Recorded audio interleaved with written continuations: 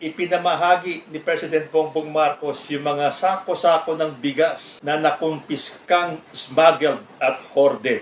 Galing po sa Radyo Pilipinas, Pangulong Marcos Jr. na isahan ang smugglers sa ginawang pamamahagi ng nasabat na bigas. Hakbang ng Pangulo, best deterrent sa smuggling.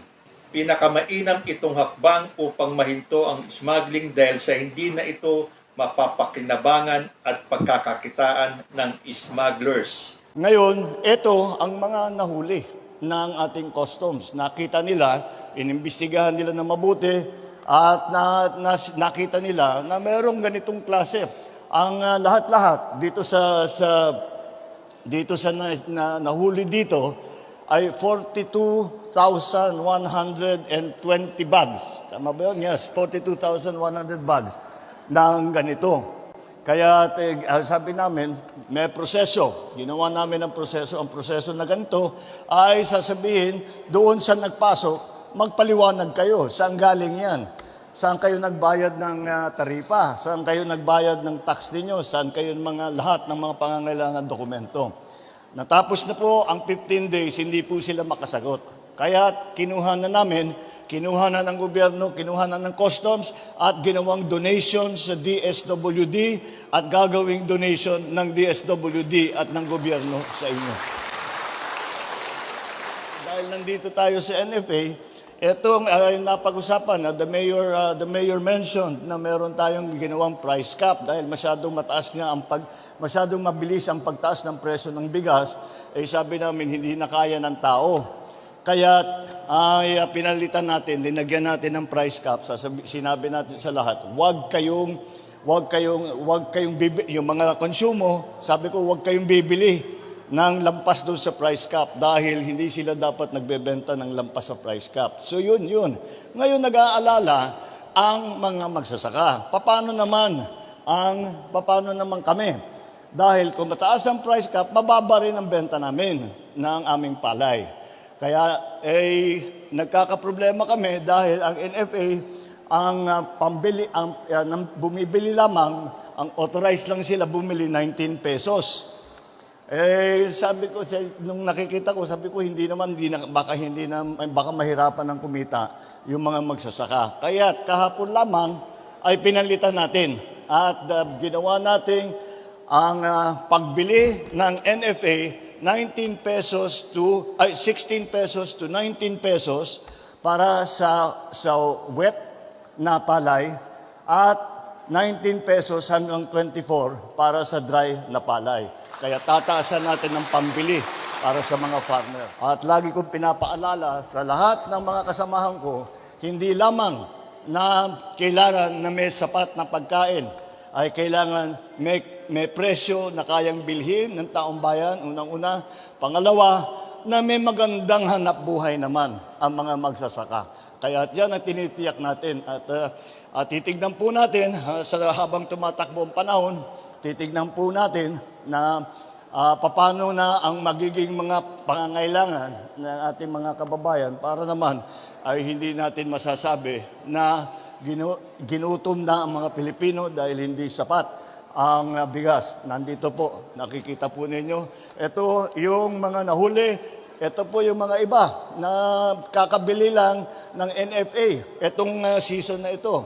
Kaya makikita ninyo, pupunuin nila itong warehouse. Dadagdagan natin, gagawin natin mas malaki ang buffer stock para medyo hindi na natin dapat makita ang biglang pagtaas ng mga presyo.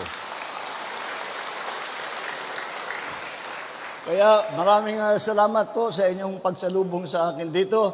Ako ay nag-inspeksyon lamang at makita talaga kung ano ba ang nangyayari, hindi lamang doon sa NCR, sa Maynila, kung hindi pati na rito, sa kabilang dulo naman ng Pilipinas, dito sa Zamboanga, para naman makita natin na lahat ng ating mga kababayan ay nasusuportahan at kung sino man ang nangangailangan ng tulong, ay nabibigyan ng tulong. Ayan po ang inyong pamahalaan. Ito yung gobyerno po ninyo. Andito po kami lahat at ginagawa po namin lahat upang makatulong na maging maganda ang inyong mga buhay. Kahit tayo ay dumadaan sa kahirapan ay nandito pa rin ang gobyerno ninyo upang tumulong. Maraming salamat sa inyo. Sa isa pang balita, 400 million pisong imported rice, iba pang products na diskubri sa mga bodega sa Tondo.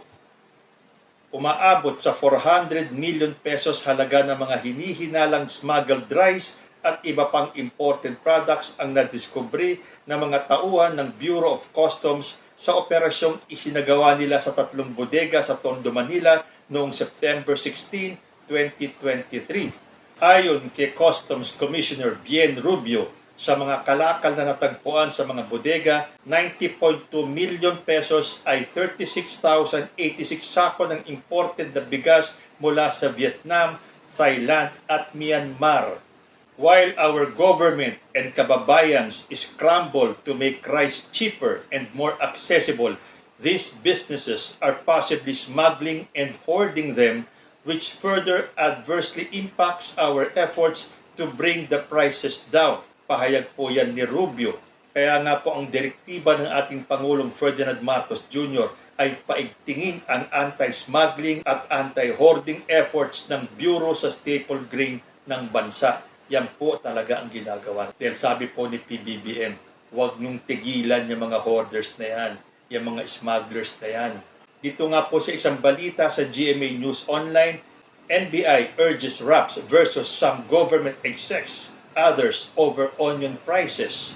The National Bureau of Investigation on Monday recommended to the Department of Justice the filing of complaints against some individuals, including government officials in connection with the alleged manipulation of onion prices in 2022. So yan po, doon sa mga nagsasabing hanggang salita lang ang gobyerno, doon sa mga nahuhuling hoarders ng sibuyas at ng bigas. Ito po ayon sa Philippine News Agency, Justice Secretary Jesus Remulla shows the complaint filed by the NBI against individuals involved in the hoarding of onions. Yan po ay sa sibuyas pala. Ito nga, galing pa rin sa PCO.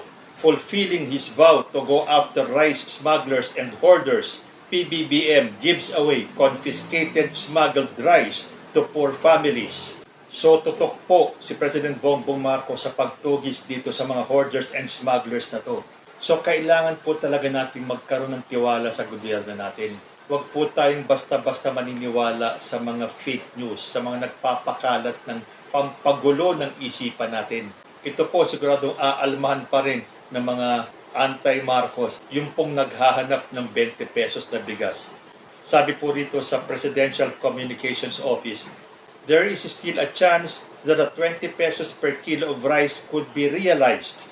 President Ferdinand R. Marcos Jr. said on Tuesday, pointing out that once the agriculture sector and the cost of production in the country would become stable and normalized, the goal would be reached. So hindi pa rin po binibitawan ni President Bongbong Marcos yung kanyang aspiration, yung kanyang pangarap. Hindi po pangako kundi yung kanyang pangarap na mapababa ng hanggang 20 pesos ang bigas.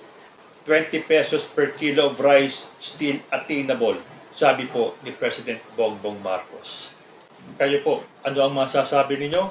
Comment lang po down below and I will see you next time. Peace.